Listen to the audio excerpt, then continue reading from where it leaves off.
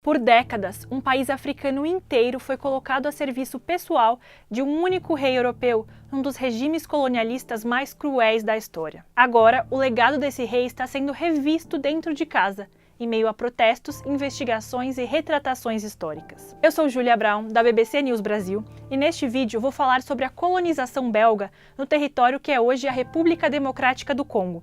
Uma história bárbara e que despertou a reação até mesmo das outras potências colonialistas da época. Voltemos no tempo para 1885, na Conferência de Berlim, quando os países da Europa se reuniram para fazer o que ficou conhecido como a Partilha da África, ou seja, dividir o continente africano em pedaços que seriam oficial e politicamente controlados pelas potências europeias daquele período. Nessa conferência, o rei Leopoldo II, da Bélgica, pleiteou levar uma missão civilizatória e filantrópica para a região da Bacia do Rio do Congo, no centro do continente africano. O pedido deu certo.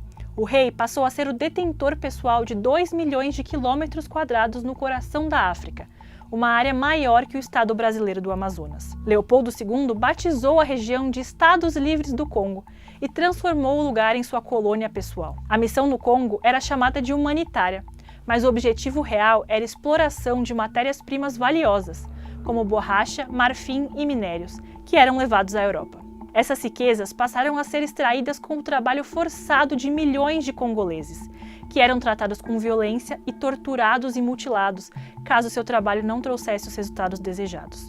Fotos de arquivo da época dão a dimensão dessa brutalidade, mostrando congoleses sem mãos ou pés depois de terem sido punidos. Uma das fotos mais marcantes mostra um homem observando os pequenos braços e pés que haviam sido amputados de sua filha de 5 anos. A menina foi morta em retaliação ao fato de que a aldeia onde ela morava não tinha produzido borracha o suficiente. Os administradores coloniais também sequestravam crianças órfãs de comunidades congolesas e as levavam a colônias infantis para trabalharem ou serem treinadas como soldados.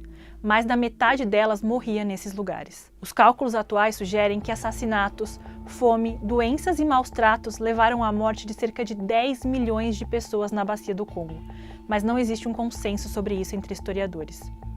Leopoldo II nunca pôs os pés na sua colônia pessoal africana, mas os lucros da venda das matérias-primas enriqueceram ele pessoalmente e fluíram pela economia da Bélgica.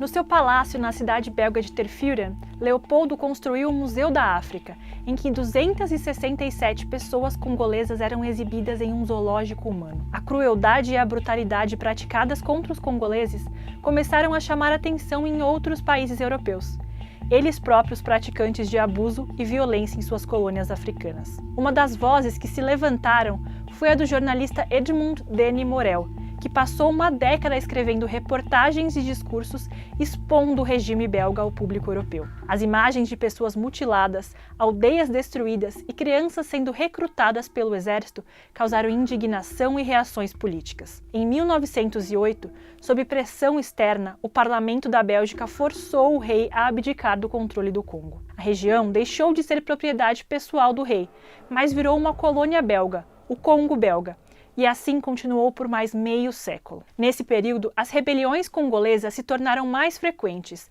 e os choques com as tropas belgas se tornaram mais violentos. Até que, em 1960, a Bélgica capitulou e aceitou a independência do Congo. Em plena Guerra Fria, o novo país virou palco de uma entre as muitas disputas de influência entre americanos e soviéticos, mas também de brigas internas entre grupos políticos rivais. Depois de 30 anos de ditadura militar em que o país foi batizado de Zaire, nasceu em 1997 a República Democrática do Congo, com um regime frágil e uma sucessão de assassinatos políticos, golpes e disputas de poder entre milícias.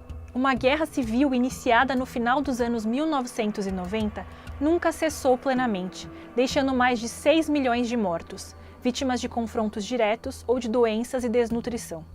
A República Democrática do Congo é até hoje um dos países mais pobres e conflagrados de todo o mundo.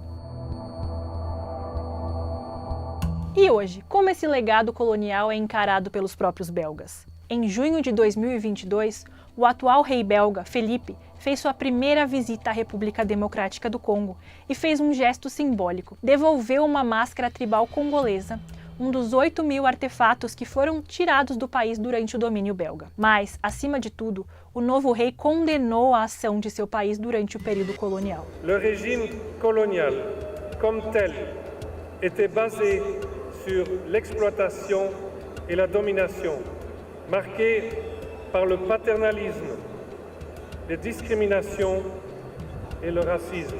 À l'occasion de mon premier voyage au Congo, ici même, face au peuple congolais, je désire réaffirmer mes plus profonds regrets pour ces blessures du passé. Alguns congoleses esperavam por um pedido mais explícito de desculpas. E mesmo na Bélgica, o período colonial está sendo visto com novos olhos. O rei Leopoldo II não era popular quando morreu, em 1909. Mas, como explicam as repórteres da BBC, Georgina Hannard e Eve Webster, naquela época a Primeira Guerra Mundial se aproximava e existia entre os belgas o medo de que seu país pudesse ser varrido do mapa. Nesse espírito, o sobrinho e sucessor de Leopoldo, o rei Alberto I, ergueu estátuas do tio para reforçar a memória coletiva do que seriam os tempos de glória e modernização para um país de pequenas proporções geográficas. E foi assim que o período de Leopoldo II seria retratado nas décadas seguintes. Essa imagem persistiu em uma parcela da população. Em 2010, o ex-chanceler belga Louis Michel chamou Leopoldo de um herói com ambições para um país pequeno como a Bélgica. Mas muitos também passaram a questionar esse passado e criticar a exaltação a um período sanguinário da história. Esse movimento chegou ao auge em 2020, quando a morte do afro-americano George Floyd despertou protestos globais contra o racismo e a opressão. Na Bélgica, isso tomou forma com manifestações em várias cidades, que destruíram estátuas do antigo rei até que elas fossem removidas. Na mesma onda, o parlamento belga criou uma comissão para examinar registros históricos do período. Um relatório final é esperado para ainda este ano. O atual premier belga, Alexander De Croo, que também participou da visita ao Congo, afirmou o seguinte, abre aspas, todos sabemos que na longa relação entre os países, houve um período que foi doloroso para a população congolesa. Acho importante olhar isso diretamente nos olhos. Por hoje eu fico por aqui. Depois conta pra gente nos comentários se você gosta de vídeos históricos como esse. Até a próxima!